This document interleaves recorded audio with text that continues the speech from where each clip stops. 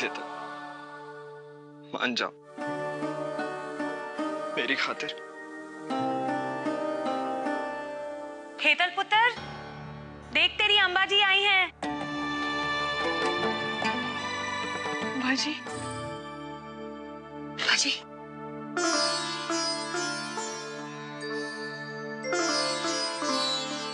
अच्छा हुआ आप आ गई, बहुत याद आ रही थी आप। मोना ने बताया आप दोनों बातें कीजिए, मैं चाय भिजवाती हूँ। अम्मा जी मैं भी चलूं, मुझे दुकान जाना है। जा रहे हो? जय श्री कृष्ण।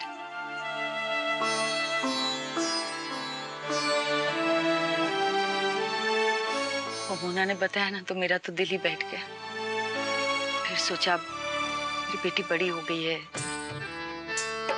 समझदार हो गई है, ये जो तू स्वीटी के लिए करने जा रही है ना, बहुत बड़ी बात है, बहुत अच्छा भी है और बहुत सही भी है। समझ रही है ना?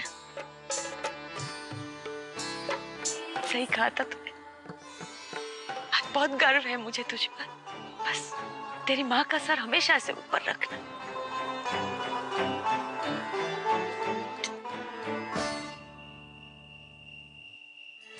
भाभी, मैं आपसे कुछ बात कर सकती हूँ?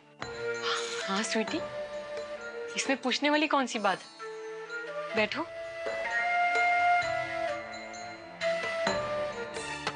अगर मैंने करणवीर जी की बात मान ली, आपको ऐसा तो नहीं लगेगा ना कि मैं बहुत बड़ी खुदगर्ज हूँ?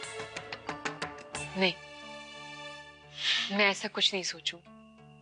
माना कि आप अभी ऐसा नहीं सोच रही, लेकिन आपने उस पल के बारे में सोचा है जब आप अपना बच्चा मेरे हाथों में देंगी? भाभी, क्या आप ऐसा कर पाएंगी? अगर अगर बाद में आपका मन ना माना तो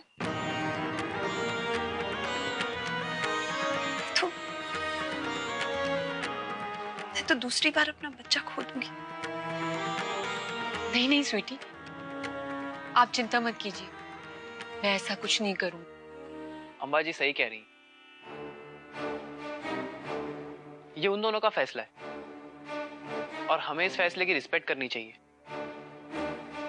हो सकता है कि उन दोनों का फैसला गलत हो, लेकिन इंसान अपनी गलतियों से तो सीखता है। लेकिन इस तरह से उनके पर्सनल मामले में दखल देना ठीक नहीं होगा। बिल्कुल सही कहा बेटा तुमने, बिल्कुल सही कहा। मुझे तो इस फैसले में कोई खराबी नहीं लगती। अरे हमारी बेटी ने इतना निस्वार्थ निर्णय लिया है कि मुझे तो गर्व हो रहा है उसका बापूजी होने पर। और तुम लोग हो कि मास्टर जी, आप तो रहने ही दो, हैं? अरे आप क्या जानो माँ होना क्या होता है।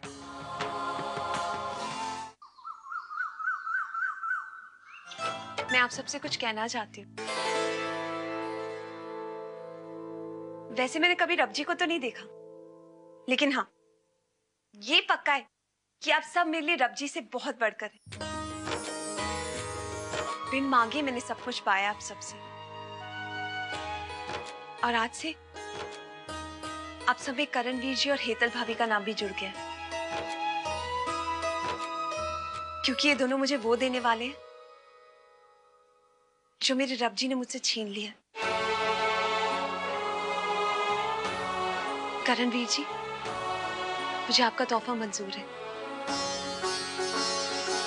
और मैं आपकी इस तोहफे का जान से भी बढ़कर ख्याल रखूंगी।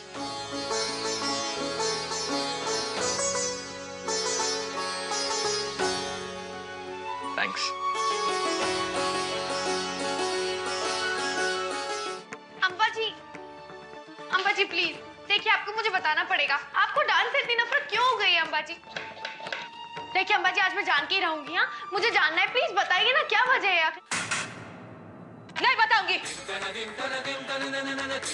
कह दिया ना एक बार। बोलिए ना अम्बा जी, प्लीज। मैं 14-15 साल की थी, अपनी दीदी के ससुराल रह रही थी पढ़ाई के लिए। बहुत प्यार था हम दोनों बहनों में, और और डांस का भी हम लोगों को बहुत शौक था। लेकिन मेरे जीजा जी बहुत गुस्से वाले थे। वो मेरी दीदी बहुत डरती थी, बहुत बहुत डरती थी उनसे, और उन्हें डांस पसंद नहीं था। लेकिन हमें शौक था ना, तो हम लोगों ने जीजा जी से छिप छिप कर एक गुरुजी रख लिया था। और जीजा जी नहीं होते थे ना, तब हम लोग डांस की प्रैक्टिस और रियाज किया करते थे। फिर एक दिन एक गुजरात पटेल समाज का एक प्रोग्राम था डांस का, मुझे हिस्सा लेना था। मैंने बहुत जिद की और हम दोनों ने हिस्सा ले लिया। लेकिन रात को जब हम घर आए तो जीजू को पता चल और उन्होंने मेरी दीदी को इतना मारा, इतना पिटा।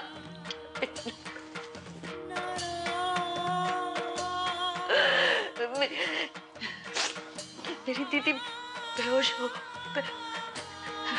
हो गई।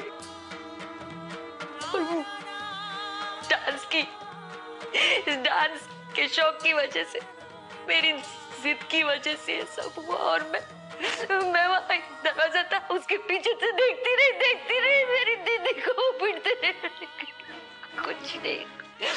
कुछ नहीं कर सकती।